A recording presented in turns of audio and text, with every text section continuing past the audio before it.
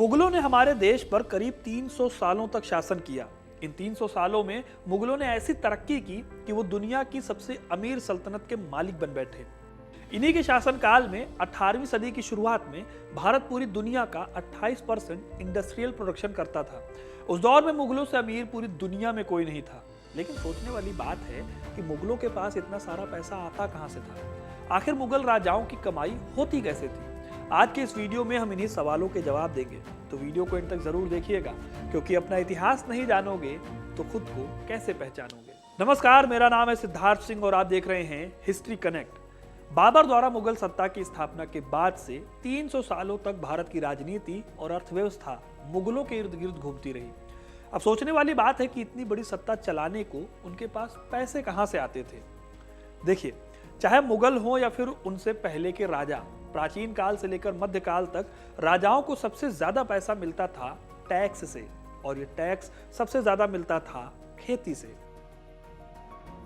किसानों को टैक्स के मामले में फसल का 1/3 से लेकर आधा हिस्सा तक देना पड़ता था। यानी कि किसान जितना टैक्स देते थे उसके बाद उनके पास बस गुजारा करने जितना ही अनाज बचता था, और अगर फसल बच गई तो उसको गोदाम में रखने का टैक्स देना होता था। लेकिन ऐसा नहीं है, खाली मुगल ही ऐसा करते थे। यह मध्यकाल का अपना ही एक फीचर आप समझ सकते हैं, क्योंकि इसी दौर के विजयनगर साम्राज्य में भी ऐसे ही टैक्स का इंतजाम हुआ करता था। अच्छा, मुगलों के दौर में खेती भी अच्छी खासी होती थी। यहाँ गेहूं, चावल, मक्का और बाजरा उगाया जाता था। वहीं नकदी फसलों में कॉटन, नील और तेल वाली फसलें उगाई जाती थी। इन फसलों में मुनाफा ज्यादा था, इसलिए इन पर टैक्स भी ज्यादा हुआ करता था। मुगल जो थे वो लैंड टैक्स नहीं लेते थे, जिसे पहले हर हाल में देना होता था, चाहे कोई अपनी जमीन पर खेती करे या फिर उसे बंजर छोड़ दे, जो कि पहले के दौर में फिक्स हुआ करता था। चाहे खेती हो या जमीन पर कुछ उगे ना उगे, टैक्स देना है तो मतलब देना है। वहीं मुगल काल में टैक्स उपज के हिसाब से थी, यानी कि जितनी फसल उस हिसाब से टैक्स। कई रियायतें भी मुगल देते थे, जैसे कि फसल खराब हो गई तो लगान कम हो जाता था। यही नहीं, अकाल की हालत में लगान पूरी तरह से माफ हो जाता था। लेकिन बम्पर फसल हो तो टैक्स बढ़ भी जाता था। मुगल किसानों से टैक्स वसूलने में 2 टर्म्स का इस्तेमाल करते थे, जमा और हासिल। जमा यानी कि जो रकम तय होनी है या जमा होनी है, वहीं हासिल का मतलब होता था कि कितना टैक्स मिला। अकबर ने अपने काल में ये व्यवस्था बहुत अच्छे से लागू की थी। उसने लोकल मार्केट की कीमतों के हिसाब से टैक्स लगाए। लगान तय करने का काम जागीरदार किया करते थे। ये लोग साल में एक बार हिसाब लगाकर बताते थे कि कितनी फसल पैदा हो सकती है, और फिर उस हिसाब से टैक्स तय होता था।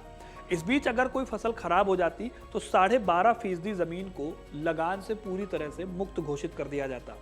किसानों में भी इस टाइम पर 2 तरह के किसान होते थे। एक थे खुद काश्त और दूसरे थे पाही काश्त। खुद काश्त यानी जिनकी जमीनें उनके अपने गांव में होती थी, वो वहीं रहकर खेती करते थे। वहीं पाही काश्त यानी कि वो लोग जो दूसरे की जमीन पर खेती करते थे। सबके लिए टैक्स अलग अलग होता था, लेकिन टैक्स की रकम सबके लिए ज्यादा ही थी। मुगल काल में मुगलों को सबसे ज्यादा फायदा मिला बंगाल से। 1590 में मुगलों के कब्जे के टाइम से लेकर 1757 में ब्रिटिश ईस्ट इंडिया कंपनी के कब्जे तक बंगाल बहुत अमीर था। इसे अमीर बनाने में अकबर का बहुत बड़ा हाथ था, क्योंकि उसने यहाँ बड़े लेवल पर जंगल कटवाए और यहाँ खेती शुरू कराई, जिससे मुगल साम्राज्य को सबसे ज्यादा पैसा मिलता था। खेती के बाद इंडस्ट्रीज से मुगलों को सबसे ज्यादा कमाई होती थी। इतिहासकार शिरीन मुसवी कहते हैं कि मुगलों को खेती से कुल आमदनी का 52% मिलता था, वहीं इंडस्ट्रियल सेक्टर से 18% मिलता था। साल 1750 तक भारत पूरी दुनिया का 28% गुड्स अकेले प्रोड्यूस करता था। 7वीं सदी में ही बंगाल का रेशम पूरी दुनिया में फेमस हो गया था, और इस रेशम को दुनिया भर में बेचने से बहुत फायदा होता था। इस दौर में मुगल चीन के राजाओं से भी ज्यादा ट्रेड कर रहे थे और उनसे ज्यादा पैसे कमा रहे थे। मुगल पूरी दुनिया में नकदी फसलें और इंडस्ट्रियल गुड्स बेचते थे। इसमें जहाज, स्टील और कपड़े मेन हैं। इसके साथ ही सूत, धागा, रेशम, जूट, मेटल के बर्तन और चीनी भी इसी ट्रेड में शामिल है। यही नहीं, इस टाइम पर मुगल मसाले, मिर्च, नील, रेशम और सॉल्टपीटर, जो कि युद्ध के काम आता था, उसकी भी बहुत डिमांड हुआ करती थी।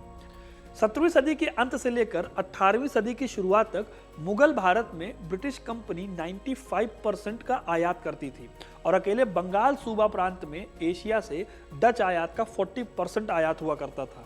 इसके अलावा मुगलों की कमाई जागीरों और सामंतों के नजराने के साथ साथ डायमंड माइनिंग से भी होती थी। कुल मिलाकर मुगलों के पास कमाई के कई अलग अलग रास्ते थे, जिनकी मदद से वो दुनिया की सबसे अमीर बादशाहत बनी। तो दोस्तों, ये थी कहानी कि मुगल पैसे कैसे कमाते थे। आपको ये कहानी कैसी लगी हमें कमेंट करके जरूर बताइएगा।